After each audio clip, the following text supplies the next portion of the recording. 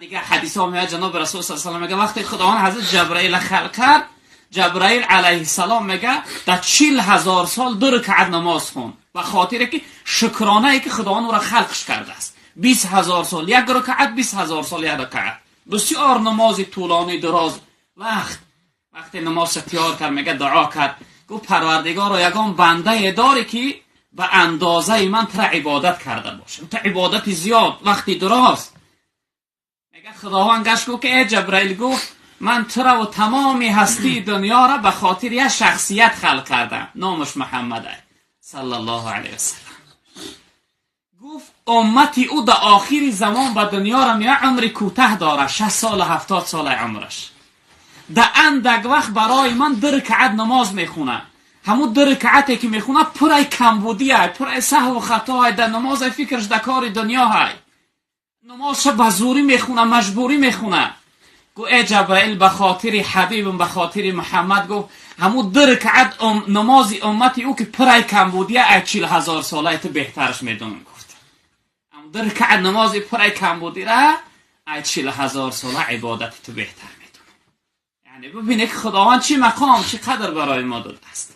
باید که ما با قدر این نعمت ها برسیم که خداوند این قدر مرتبه و مقام برای دیگه امت ها نداد و دیگه پیغمبرها را نداد. الحمدلله که خداوند خودش ما را در قرآن تعریف میکنه، وصف میکنه، میگه کنتم خیر امت اخرج للناس. ای امت های محمد شما فخر کنید، میگه شما بهترین امت در بین تمام امت های گذشته ای.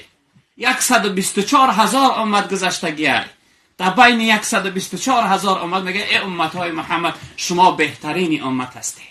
در شب معراج وقتی جناب رسول الله به خداوند صحبت میکرد، گویا پروردگار من بهترین پیغمبرها، امتم بهترین امتها، چی سبب ای که امت من در آخر دنیا به دنیا را آوردی و برای چی که برای امت من عمر کوتاه دادی.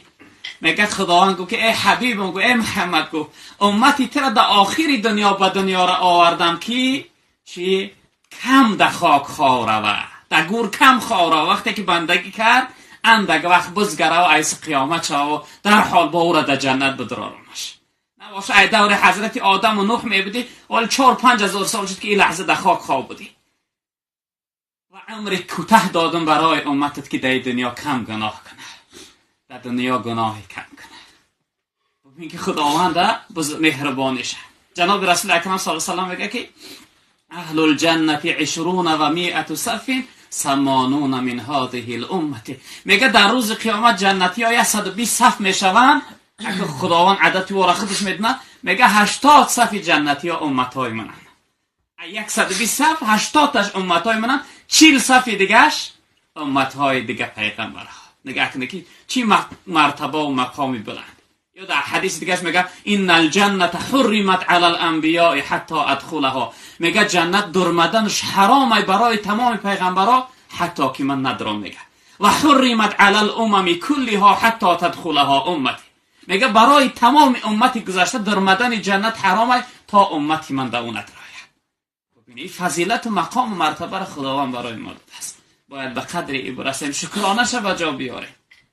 جنت برای حتی در آیتی که در سوره وضحا خونده ولا سوف یعطیک ربک فترضی، خداوند گفت در برابر گناهکارای امتت ای محمد، گفت ترای خودم راضی میگردم، چنده که شفاعت کنی کدومشه که بخواهی من ای دوزخ خلاص مینم به سبب شفاعتی تو.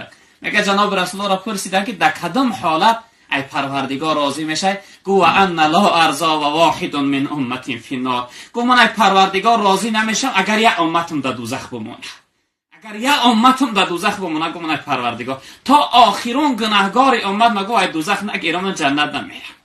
ببینید دلسوزی جناب رسول اکرم صلی الله علیه و سلم. وقتی در روز قیامت جبرائیل میگه ای خاک میخیزونش، میگه قم یا حبیب الله، قم یا صفی الله، ای حبیبی خدا، ای صفی خدا، ای نبی خدا، بخی ای خاک. میگه جناب رسول الله نمیخیزه.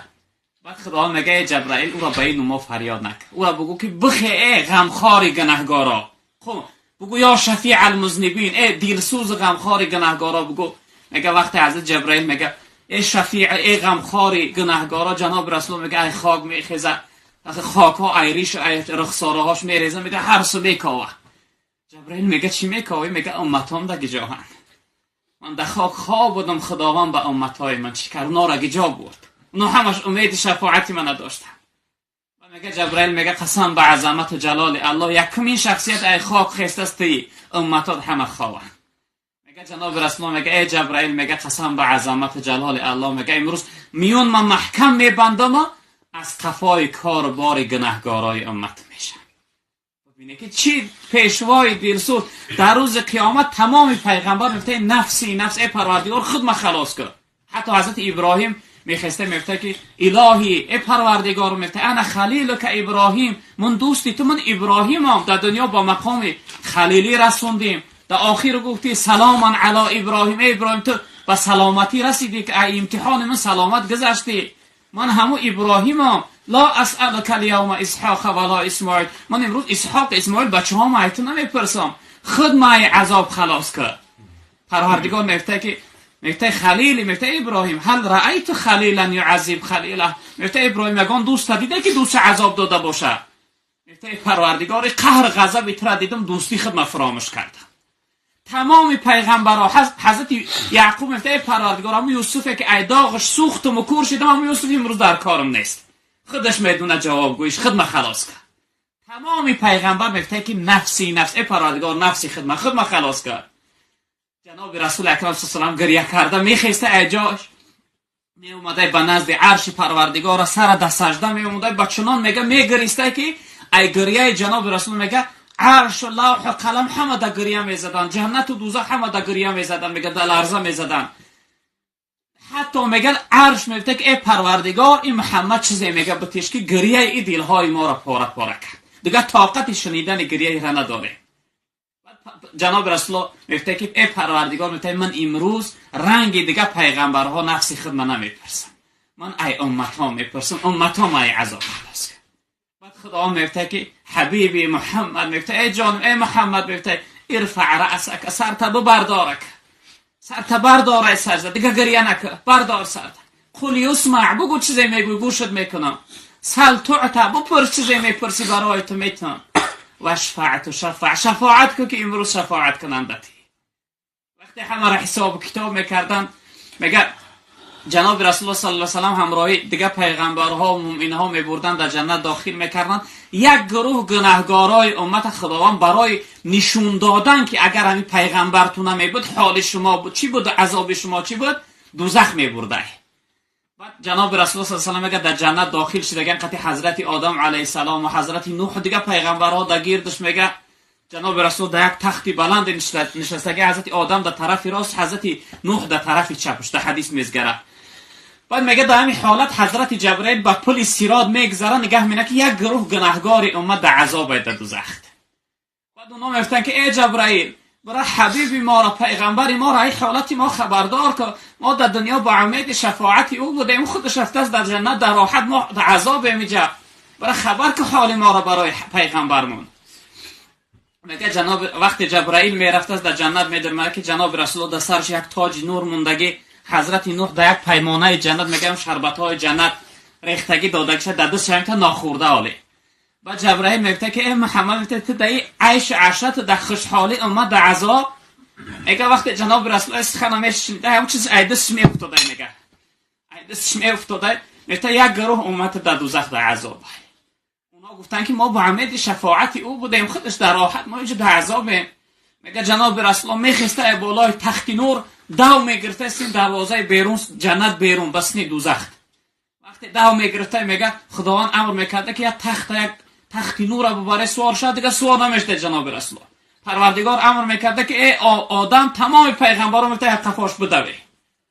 اما پیغمبر میگه یک قفاش می اومدن بازی دروازه دوزخ تا او دروازه بوم میگه که خداوند دوزخ تا برای شما حرام گردونده، ممکن نیست، اجازه نیست در مدن شما. جناب رسول الله گریه میکرد، من باید بدرم حال امتام ببینم. وقتی که میگه هیچ چیز میگه، بعد خداوند میگه اجازه تیمانش بدروه. در راهی میکردن جناب رسول الله صلی الله علیه و سلم با همراه دیگه پیغمبران میدرمده حال امت میده که در عذاب. بعد میگه پروردگار میگه برای چی که همراهی همین امتام نه آوردی من عذاب تو ای حال اینها خبر داشت. وقتی اینها در دوزخ بودن که جا من جنت بود. جناب رسول الله شفاعت میکرده همون گناهگارا را